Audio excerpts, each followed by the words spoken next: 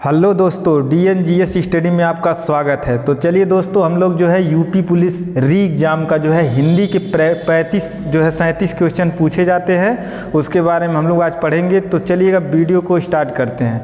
देखिएगा, जो आपका प्रश्न है, निम्नलिखित युग्मों में से कौन सा युग्म गलत है। आप जल्दबाजी में ये नहीं गलती करेंगे कौन सही है मार के चले जाइए, टिक करते हुए आगे बढ़ जाइए, ये गलती नहीं करेंगे।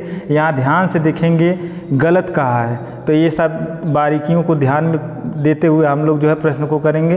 तो देखिएगा, हमारा गलत युग्म पूछा तो इसका राइट आंसर हो जाएगा ऑप्शन सी, भोजपुरी।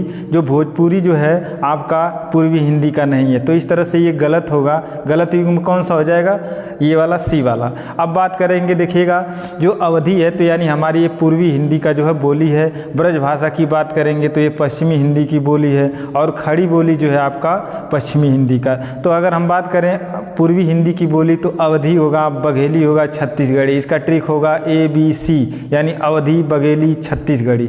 अब ये देखिएगा, पश्चिमी हिंदी का भी बहुत पूछता है, तो आप जब हिंदी का क्लास पढ़ते हैं तो इस तरह से कह सकते हैं, हिंदी का क्लास जो है कब कब है, कब कब है। अब देखिएगा के से कौरवी हो जाएगा, और देखिएगा इससे जो है बुंदेली हो जाएगा, और देखिएगा ये जो है हरियाणवी हो जाएगा, और एक जो है हम कह सकते हैं बुंदेली हो जाएगा, और एक ब्रजभाषा हो जाएगा। ठीक है, इस तरह से हम देख लेंगे, इसका ट्रिक है। आप जो है इसको देख लीजिएगा आगे भी। और आगे चलिएगा, अगला प्रश्न जो है, अगला प्रश्न जो आपको बताना, इसमें उच्चारण स्थान की दृष्टि से कौन सा विकल्प शुद्ध है। आपको शुद्ध वाला विकल्प बताना है, तो 2 का राइट आंसर हो जाएगा ऑप्शन ए, यानी क्या हो जाएगा, स क्या है आपका, दंत है, और बाकी जो भी ऑप्शन दिए हैं सारे गलत हैं। तो हम इसको याद करने के लिए देखिएगा ट्रिक हो जाएगा KTM 2। आपकी जब शादी होगी तो क्या कहेंगे, हमको KTM चाहिए, तो यानी KTM 2 और DO। देखिएगा कंठ हो जाएगा, तालब हो जाएगा, मूर्धन्य हो जाएगा, दंत हो जाएगा, ओष्ठ। तो इसको याद करने इस तरह से हम लिखेंगे KTM 2, और बगल में लिखेंगे क च ट त प। तो इसका जो है आपका प्रत्येक वर्ग में जान जाएंगे कौन सा कंठ है, कौन सा तालब है, कौन सा मूर्धा है, कौन सा दंत है, कौन सा ओष्ठ है। और आगे भी इसमें जो है आप जो है जब वीडियो बनाएंगे तो उसमें पूरा बता देंगे। चलिए अगला प्रश्न देखेंगे हम लोग, जो है निम्नलिखित में से कौन सी व्यंजन ध्वनियाँ स्पर्श संघर्षी है। ये देखिएगा बहुत अच्छा प्रश्न है, इसको देखेंगे हम लोग। 3 का जो राइट आंसर हो जाएगा ऑप्शन ए, च छ ज झ। ये चार जो आपकी ध्वनियाँ जो हैं कैसी हैं, स्पर्श संघर्षी हैं। इसको ध्यान देंगे, ये जो है आपको पेपर में पूछता है। आगे चलेंगे, अगला प्रश्न जो है, निम्नलिखित में से कौन सा शब्द समूहवाचक संज्ञा नहीं है। आपसे क्या पूछा है, यहाँ ध्यान देंगे। जल्दबाजी में हम प्रश्न का उत्तर नहीं देंगे, हम क्या देंगे, प्रश्नों को ध्यान में देते हुए उसका आंसर देंगे। तो चौथा का जो हो जाएगा राइट आंसर ऑप्शन डी। देखिएगा दौड़ जो है आपसे ये कैसा हो जाएगा, ये जो है समूहवाचक नहीं होगा। देखिए कक्षा हो जाएगा, कक्षा जो है आपका समूहवाचक संज्ञा हो जाएगा। सभा, जो ये सभाएं होती है उसमें बहुत सारे लोग होते हैं, तो ये भी क्या हो जाएगा, जहाँ मतलब किसी समूह का बोध होता है वही क्या होता है, समूहवाचक संज्ञा। संज्ञा की बात करें कुल कितने प्रकार के होते हैं, 5 प्रकार के होते हैं। व्यक्तिवाचक, जातिवाचक आपका हो जाएगा, एक समूहवाचक, एक द्रव्यवाचक, एक भाववाचक होता है। तो ये संज्ञा के बारे में भी देख लेंगे। और आगे चलेंगे, अगला प्रश्न नंबर 5 जो है, सप्ताह के 7 दिन होते हैं। आपको बताएंगे दिन शब्द क्या है, पुल्लिंग है या स्त्रीलिंग है या उभयलिंग। तो 5 का राइट आंसर होगा ए जो है। देखिएगा जो सप्ताह के दिनों के नाम जो होते हैं वो क्या होते हैं, हमेशा पुल्लिंग होते हैं। तो ये सारी चीज़ें आपको जब पढ़े रहेंगे तो कर लेंगे, हम लोग प्रैक्टिस सेट कर रहे हैं। तो चलेंगे अगला प्रश्न में। अगला प्रश्न जो है हम लोग का है, उत्तम पुरुष सर्वनाम के भेद का एक प्रकार है। तो देखिए जो उत्तम पुरुष है आपका जो है, आप पुरुषवाचक का जो है एक प्रकार है। पुरुषवाचक का हो जाएगा जो है आपके 3 प्रकार होते हैं, एक अन्य पुरुष, एक उत्तम, एक मध्यम होता है। तो इस तरह से उत्तम पुरुष जो है सर्वनाम जो है किसका भेद है, तो पुरुषवाचक सर्वनाम का, यानी 6 का राइट आंसर होगा ऑप्शन बी। चलेंगे अगले प्रश्न पे हम लोग। अगला प्रश्न है, सालों बाद उसका प्रवासी पति लौटा है, तो इसमें जो आपको बताना है, क्या बताना है, विशेषण बताना है। तो देखिएगा विशेषण कैसे पता चलता है, हम कोई भी शब्द रहे उसके पहले व्यक्ति या वस्तु लगाकर हम विशेषण ज्ञात करते हैं। जैसे 7 का जो है राइट आंसर होगा ऑप्शन सी प्रवासी। तब देखिएगा प्रवासी व्यक्ति हम क्या कहेंगे, चेक करने के लिए देखिए विशेषण, सारे विशेषण आपको याद नहीं हो सकते हैं, आप ये ट्रिक लगाएंगे, उसके आगे शब्द के आगे या बाद, शुरुआत में या बाद में व्यक्ति लगाएंगे, बाद में व्यक्ति लगाएंगे या वस्तु लगाएंगे, अगर उसका अर्थ कोई सेंस निकलता है तो आपका क्या हो जाएगा, विशेषण हो जाएगा। तो देखिएगा प्रवासी व्यक्ति, तो ये सेट हो रहा है, तो इस तरह से राइट आंसर होगा 7 का सी, प्रवासी जो हो जाएगा आपका विशेषण हो जाएगा। चलेंगे इसी प्रकार हम क्वेश्चन नंबर 8 पे। देखिएगा मीरा जोर से हंसी, इस वाक्य में जो है यह वाक्य किस क्रिया का समुचित उदाहरण आपको बताना है। तो 8 का जो राइट आंसर हो जाएगा ऑप्शन ए अकर्मक। देखिएगा यहाँ हम क्या करेंगे, जो है चेक करेंगे मीरा क्या हंसी, हम लगाएंगे, अगर जो है कर्ता के आगे मतलब क्या लगा के, क्रिया के पहले क्या लगा के हम प्रश्न को पूछते हैं, तो मीरा क्या हंसी, कुछ अर्थ निकल रहा नहीं निकल रहा, तो इस तरह से हमारा राइट आंसर होगा ऑप्शन ए अकर्मक क्रिया। अब देखिएगा जो है अगले क्वेश्चन को हम लोग देखेंगे। तो अगला क्वेश्चन जो है हम लोग का, देखिएगा अगला क्वेश्चन जो है, अगला क्वेश्चन, लोग बड़ी बड़ी गाड़ियां लेकर आ रहे थे, वाक्य का काल आपको पहचानना है। तो इसको देखिए, काल की बात करें, काल 3 प्रकार के होते हैं, हम बताए थे, एक वर्तमान काल, एक भूतकाल, एक आपका भविष्य काल। वर्तमान काल की बात करें तो 5 प्रकार के होते हैं, भविष्य काल की बात करें तो 6 प्रकार के होते हैं, भूतकाल की बात करें तो 6 प्रकार होते हैं, भविष्य 3 प्रकार। तो ये सारी चीज़ें आप पढ़े होंगे, तो इसका राइट आंसर जो है आप लोग लगा लीजिएगा। 9 का जो है 9 का सही उत्तर हो जाएगा ऑप्शन बी अपूर्ण। देखिएगा यहाँ जो है लेकर आ रहे थे, यानी जो है काल पूर्ण नहीं हो रहा, यानी हम कह सकते हैं आ रहे थे, था है, थी है, थे हैं, तो ये जो है आपको पता होगा भूतकाल के होते हैं वाक्य, और ये जो है काम चल रहा है तो अपूर्ण अभी पूरा हुआ नहीं, तो इसका राइट आंसर 9 का बी। अगला चलेंगे अमी का तत्सम रूप बताना है। तो 10 का जो है अमी का तत्सम रूप जो है अमृत होगा, क्या हो जाएगा, अमृत। तो राइट आंसर ऑप्शन बी। अगले प्रश्न पे हम लोग चलेंगे। 10 का आपको बताना है, आपको देखिएगा पर्यायवाची क्या पूछा है, आकाश का पर्यायवाची नहीं है पे हम ध्यान देंगे। 11 का जो राइट आंसर होगा 11 का ऑप्शन डी। अब देखिएगा आकाश का जो पर्यायवाची क्या क्या होता है, गगन होता है, नभ होता है, अंबर होता है, लेकिन अवनी नहीं होता, अवनी जो आपका पृथ्वी का होता है। तो इस तरह से राइट आंसर ऑप्शन डी, नहीं पे ध्यान देंगे जरूर दोस्तों। चलिएगा आगे प्रश्न को देखते हैं। अवर का विलोम बताना है, तो क्या हो जाएगा, प्रवर होगा। अवर का विलोम क्या हो जाएगा, प्रवर। तो 12 का जो राइट आंसर ऑप्शन बी। सुधा का अनेकार्थक शब्द क्या होगा, तो आपको पता होगा सुधा का अनेकार्थक, तो 13 का जो होगा बी। सुधा जो है अमृत हो जाएगा, पानी, जो इसका क्या होगा अनेकार्थक, तो 13 का राइट आंसर ऑप्शन बी हो जाएगा। और देखिए अगर आपको वीडियो अच्छा लगता है दोस्तों तो आप ज़रूर सपोर्ट करिए और ये जो चैनल को सब्सक्राइब करिए, और आपको जो है वीडियो डेली मिलता रहेगा। थोड़ा बहुत लेट हो सकता है लेकिन ज़रूर मिलेगा। 14 का आप लोग बताएंगे, जिसकी पहले से कोई आशा न हो, तो इसका जो है एक शब्द आपको बताना है। तो इसका 14 का जो होगा राइट आंसर होगा ऑप्शन ए, यानी अप्रत्याशित। क्या हो जाएगा, अप्रत्याशित।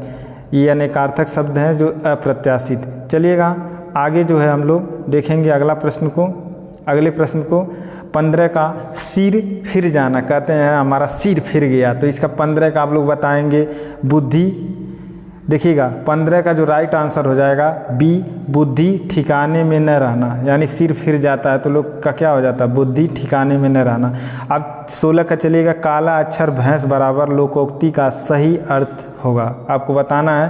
16 का जो है राइट आंसर यानी पढ़ा लिखा न होना, तो ये हो जाएगा राइट आंसर, यानी पढ़ा लिखा न होना, काला अक्षर भैंस बराबर। चलिएगा अगले प्रश्न पे हम लोग चलेंगे। प्रश्न नंबर 17 जो है 17 श्वेत, और देखिएगा यूपी पुलिस में आया था जो अभी 2024 वाला था, श्वेत और श्वेत का जो है अर्थ आपको बताना है। तो देखिएगा श्वेत मतलब होता है सफ़ेद, और श्वेत मतलब क्या होता है, पसीना। तो 17 का क्या हो जाएगा, बी राइट आंसर, यानी सफ़ेद और पसीना।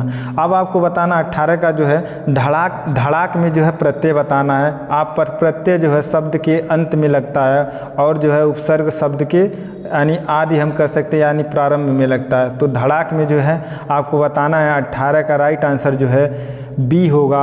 आक जो है प्रत्यय लगा है तो हो गया है क्या, धड़ाक। आप भी धड़ाक से नौकरी लीजिए। चलिएगा अगले प्रश्न पे हम लोग देखेंगे। अगला प्रश्न जो है प्रश्न नंबर 19 जो है सख्यागमन का सही संधि विच्छेद बताना। जब भी संधि विच्छेद करिए जो आपका प्रारंभ में दिया है और अंत यानी जो दो टुकड़े में है उसका कोई अर्थ निकले वही संधि विच्छेद सही होता है। तो 19 का जो है राइट आंसर हो जाएगा ऑप्शन ए। देखिएगा सखी प्लस आगमन ये अपने आप में एक पूर्ण शब्द है और पूर्ण शब्द से ही जो है संधि विच्छेद सही माना जाता है। सखी प्लस गमन कोई शब्द नहीं है, ठीक है। तो इस तरह से राइट आंसर जो होगा आपका ए ही होगा, 19 का ए। आगे हम लोग चलेंगे देशभक्ति। देशभक्ति में जो है कौन सा समास है आपको बताना है। तो 20 का राइट आंसर जो हो जाएगा ऑप्शन बी। देखिए देश की भक्ति यानी देश की भक्ति जब हम करेंगे तो देशभक्ति हो जाएगा, इस तरह से तत्पुरुष समास हो जाएगा। समास की बात करें तो कुल कितने प्रकार होते हैं दोस्तों, 6 प्रकार के होते हैं। एक हो जाएगा आपका अव्ययी भाव, कर्मधारय, तत्पुरुष, द्वंद्व, द्विगु, बहुव्रीहि। तो इस तरह से समास 6 प्रकार के होते हैं। आप लोग ध्यान देंगे, ये बार बार प्रश्नों को लगाते रहिएंगे। चलिएगा अगला जो है क्वेश्चन नंबर 21 में आपको बताना क्या है, निम्न में से मिश्र वाक्य है। तो 21 का जो है राइट आंसर होगा ऑप्शन डी। मैंने सुना है कि, देखिए यहाँ आपको समुच्चय लगा के जोड़ा है, नीना पास हो गई। यानी एक वाक्य दूसरे वाक्य पे आश्रित होता है तो वो क्या हो जाता है, मिश्रित वाक्य हो जाता है दोस्तों। आगे चलेंगे हम लोग क्वेश्चन नंबर 22 में क्या कहा है। देखिएगा निम्नलिखित में से शब्द वाक्य का चयन करिए, शुद्ध शब्द वाक्य का चयन करिए। तो देखिएगा इसका जो राइट आंसर होगा 22 का, ध्यान देंगे। देखिएगा कृपया खुले पैसे दें। कृपया क्या है, खुले पैसे दे। देखिए यहाँ कृपया करके जब कृपया कह दिए तो करके की ज़रूरत है ही नहीं। और देखिएगा कृपया खुले पैसे देने की दया करें, कोई ज़रूरी नहीं है। दया शब्द जो है अनर्थक कर दे रहा शब्द का। और इस तरह से लास्ट वाले में कृपया करके, यहाँ करके कोई शब्द नहीं है तो इस तरह से गलत हो जाएगा। Right answer option C. 23 का देखेंगे हम लोग। 23 नंबर का राइट आंसर जो क्या हो जाएगा, तो देखिएगा निम्नलिखित में से शुद्ध वर्तनी वाला शब्द कौन सा है। तो आपको बताना है 23 का। तो 23 का राइट आंसर हो जाएगा ऑप्शन बी, उत्तरदायी। यहाँ देखिए उत्तरदायी, ये सब सारे क्या हैं, गलत है। आपका राइट आंसर ऑप्शन बी। 24 में देखेंगे किस छंद में 26 मात्राएं होती हैं। प्रारंभ में 24 और जो है 12 पर यति होती है। तो ध्यान देंगे 24 का राइट आंसर ऑप्शन भी होगा, क्या हो जाएगा, सी होगा, गीतिका। गीतिका में कुल कितनी मात्राएं होती हैं, 26 मात्राएं होती हैं, 14 और 12 के रूप में कन्वर्ट होती हैं, टूट के बनती हैं।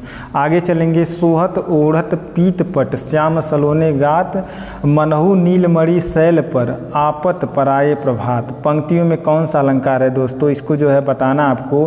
तो 25 का जो है उत्प्रेक्षा अलंकार। अब यहाँ जो है उत्प्रेक्षा अलंकार जो है पहचानने के लिए देखिए यहाँ दिया है मानो, आपको मनहु जनहु ये सारे शब्द जब दिखें तो उत्प्रेक्षा अलंकार हो जाता है। और देखेंगे आगे चलेंगे हम लोग जो है क्वेश्चन नंबर 26 पर। अब आपसे पूछा निम्नलिखित में से कौन सा ज्ञानाश्रयी शाखा के कवि हैं। तो 26 का राइट आंसर होगा ऑप्शन सी, जो है कौन हो जाएंगे, ऑप्शन सी कबीर दास। अब देखिएगा ज्ञानाश्रयी शाखा के भक्ति कवि निर्गुणवादी थे। वे गुरु का बहुत सम्मान करते थे और जाति पाति के भेदों को नहीं मानते थे।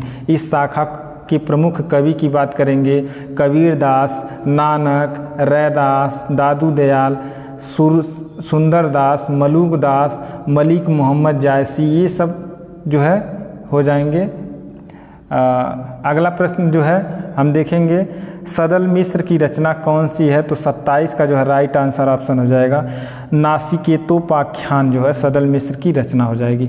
अब देखिएगा यूपी पुलिस में बात करेंगे हम लोग, गद्यांश का जो है बहुत बढ़िया वेटेज रहता है, ये जरूर देता है। तो गद्यांश को सबसे पहले हम क्या करेंगे, अच्छे से हम लोग एक बार गद्यांश जब भी करिए सारे प्रश्न को कर डालिए, लास्ट में हम लोग क्या करेंगे, गद्यांश करेंगे। तो आप जो है पेपर जब भी करिएगा लास्ट में ही करिएगा।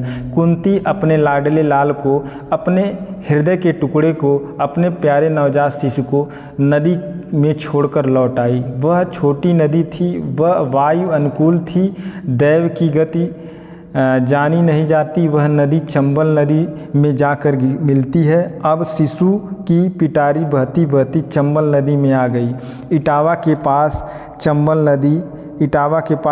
नदी आकर यमुना जी में मिलती है, अतः चंबल के प्रवाह के साथ वह भी यमुना जी में आ गई और यमुना जी के साथ प्रयाग की ओर बढ़ी।